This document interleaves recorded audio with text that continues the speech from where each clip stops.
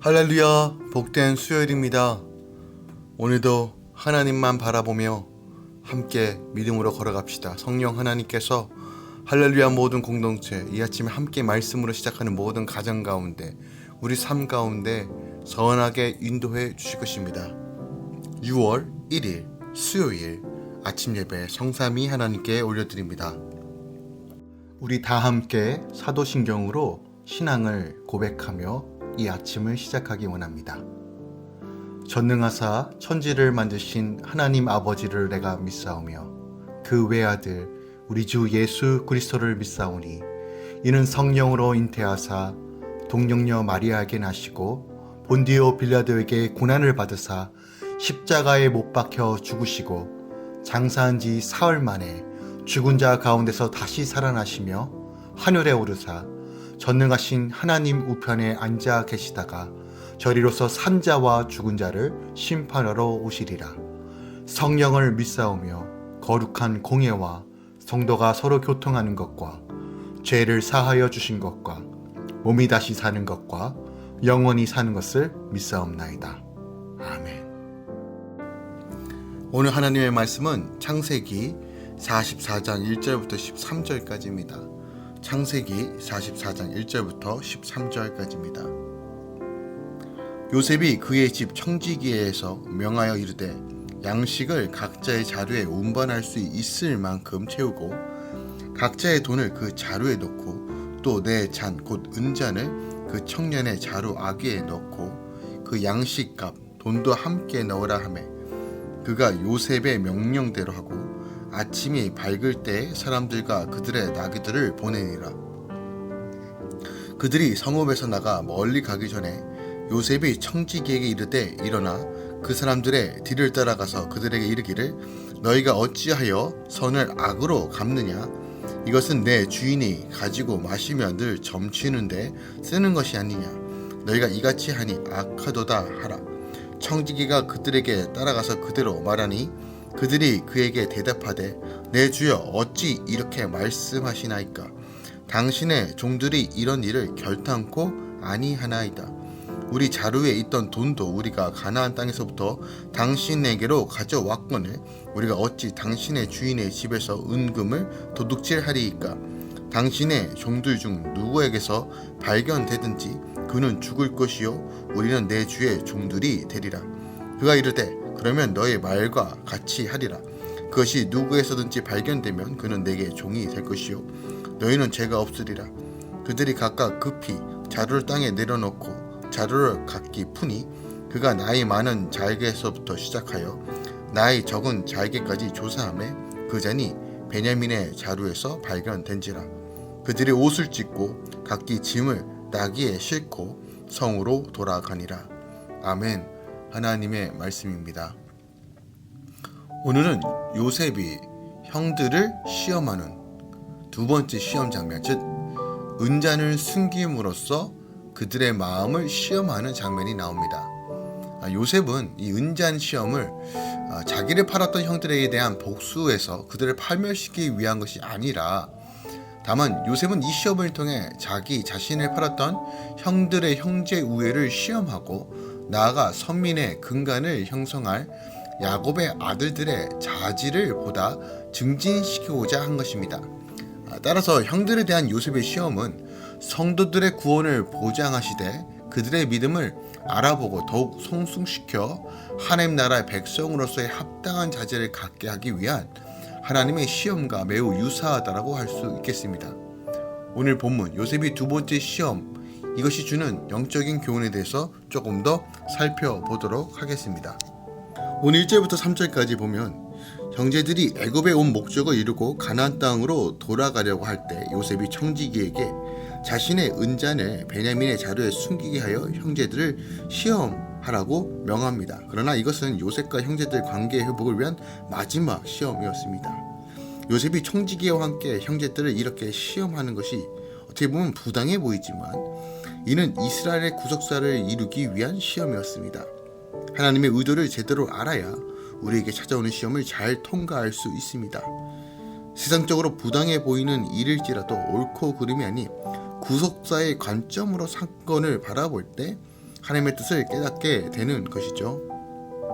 4절부터 12절까지 살펴보면 청지기가 고향으로 가던 형제들을 불러 은잔을 도난당했다고 말합니다.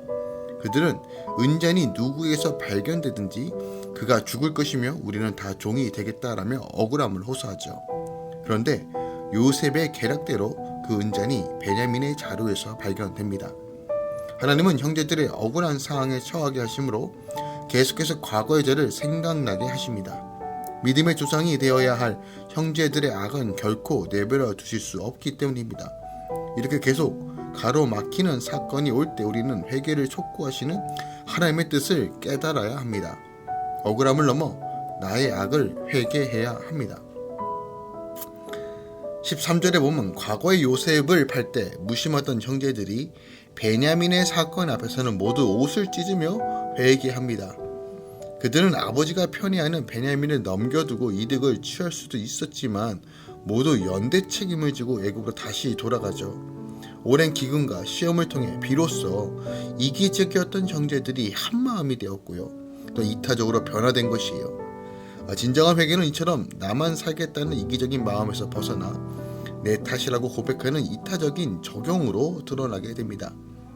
내게 찾아온 문제를 구원의 문제로 여기며 회개의 자리로 나아갈 때 해결의 실마리가 보이는 겁니다.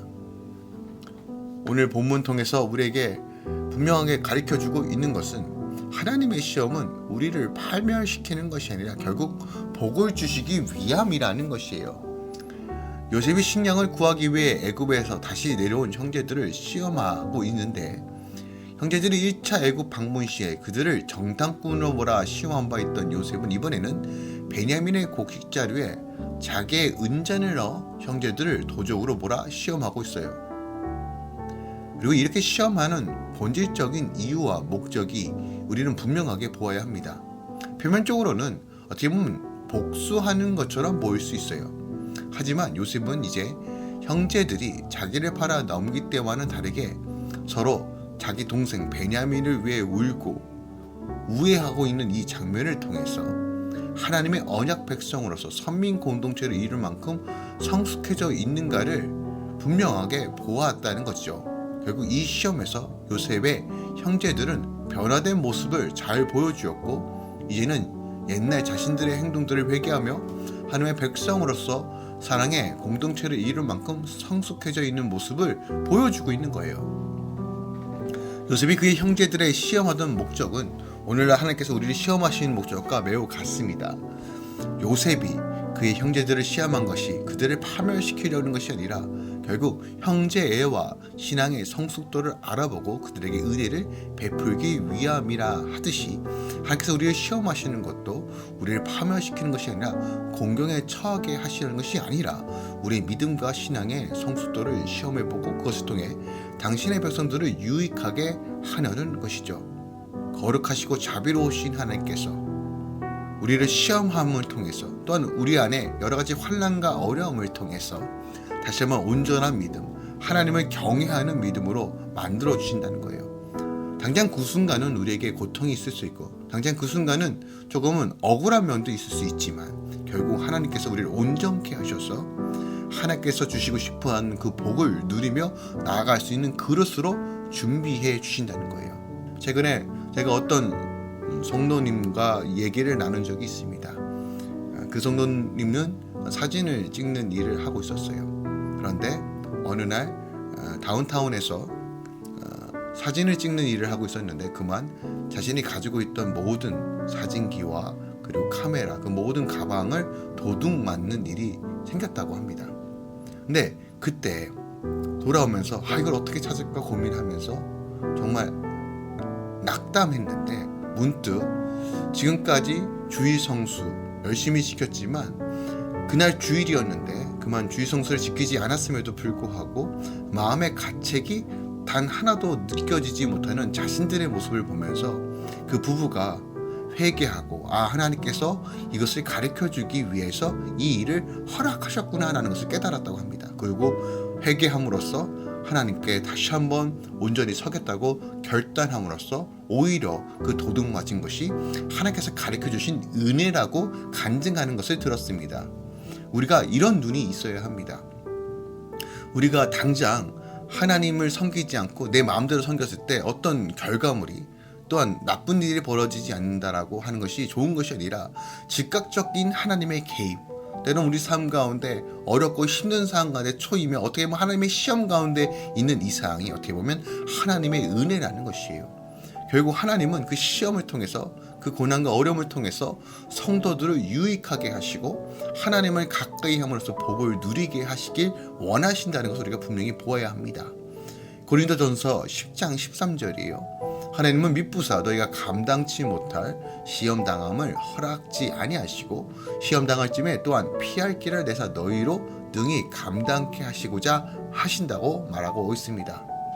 우리가 감당할 시험만 주십니다. 또한 그 시험을 통과함으로써 하나님께서 주시는 복된 삶이 있습니다. 우리가 묵묵히 인내하며 하나님 앞에 나아갑시다. 그리고 주님만을 신뢰하며 나아갑시다. 하나님만이 우리 삶의 구원자이십니다. 그것을 잊지 않고 늘 주님을 신뢰하고 나아갈 때 하나님께서 어떤 상황이든 간에 우리 삶 가운데 하나님의 선하심으로 채워주실 것입니다. 기도하겠습니다. 주님 감사합니다. 어떻게 보면 오늘 요셉의 시험 또한 그 시험을 당하고 있는 이 형제들이 참 억울하고 참 황당할 수밖에 없는 이 상황이지만 요셉의 목적이 복수하는 것이 아니라 그들을 파멸시키는 것이 아니라 그들의 마음을 확인함으로써 다시 한번 하나님의 놀라운 구속과 섭리를 이루고자 하는 과정이라는 것을 오늘 본문을 통해서 확인해 봅니다. 하나님 때론 우리 삶 가운데 참 이해가 되지 않는 수많은 일들 속에 있어도 여전히 하나님을 신뢰하겠습니다. 그리고 믿음으로 바라보며 정신 차려 깨어 나아가겠습니다. 가르쳐 주신 대로 내고 순종하고 말씀하신 대로 우리가 깨달으며 다시 한번 하나님이 원하시는 삶으로 나아가길 소망합니다. 할렐루야. 모든 공동체 가운데 하나님 이런 은혜를 주시고 이런 믿음을 주시고 정말 주님만 붙들고 온전한 신뢰함으로 다시 한번 나아가게 하여 주시옵소서. 또한 하나님의 충만함과 복으로 채워 주시옵소서. 이제는 우리 주 예수 그리스도의 은혜와 우리 하나님 아버지의 놀라우신 사랑과 성령님의 내 교통 충만 역사하심이 이제부터 영원까지 함께 있을지어다. 아멘.